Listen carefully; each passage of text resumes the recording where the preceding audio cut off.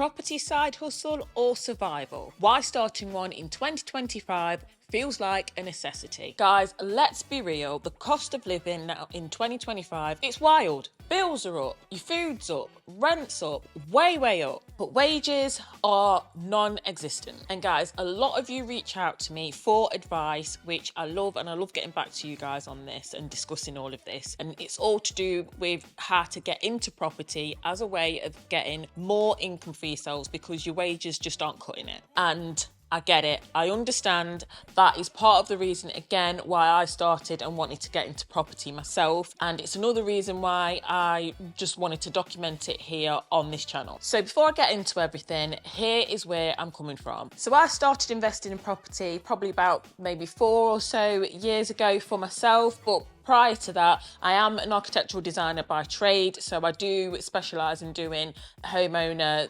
extensions, conversions, all those type of projects. So I was helping other people to obviously not only just purchase their property, but to add value by putting an extension on or a conversion and doing these type of things. If you do need help in that, our details are in the description box below. So if you do need architectural services, you can feel free to drop me an email. And in all honesty, having a property side hustle, so to speak, it just helps you sleep a lot easier at night. It just gives you that extra little bit of cushion so that you're not just relying on a corporate paycheck at the end of the day. But I do understand not everyone can or does want to jump into property as a side hustle. But my thing is, as I've said earlier, is it just a side hustle or is it a necessity with rising costs and the cost of living crisis that's going on right now? And let's dive into that a little bit more. So the cost of living and this cost of living crisis. If we're talking numbers, everything has gone up. Inflation has literally pushed up the price of almost everything we buy on a day-to-day basis. So groceries have gone up, your general bills have gone up. Everything costs more and more, it seems,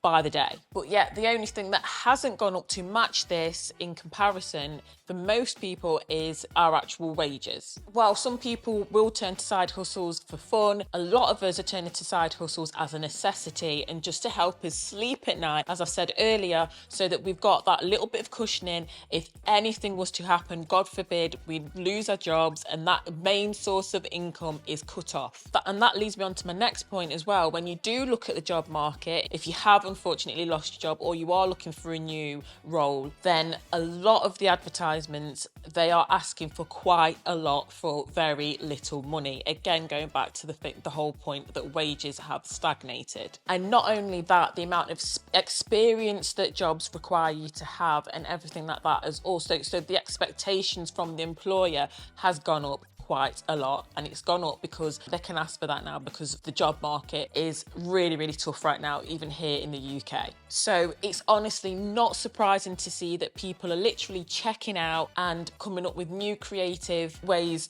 and side hustles to help fund their bills, their lifestyle, and just maintain and just fight against this cost of living. But as well, guys, it's not all doom and gloom as well. If you are looking to start a side hustle, maybe this side hustle might flourish into an actual forever, full-time business, which could give you more things like more flexibility, more control over your own destiny in your own career. Gosh, control over your own schedule, for crying out loud. It could give you a sense of ownership and, more importantly, that real world learning, that experience, that real, in the trenches experience that you can only get from doing things for yourself. And overall creative freedom. Your business could start by saying, let's just see if this works, and flourish into your main focus. But also on the flip side, you have got to look at the side hustles as it will burn you out. I experienced burnout a few years back, and again, I've put it all on the channel previously. The actual income might be unpredictable and you might make more one month and less another, or you might have to put in a load more to start with just to get things kick-started. You might end up spending more than what you make at the start. And if you are thinking about getting into property and more importantly, getting a rental, then watch this playlist next on how to manage it. Thanks guys, bye.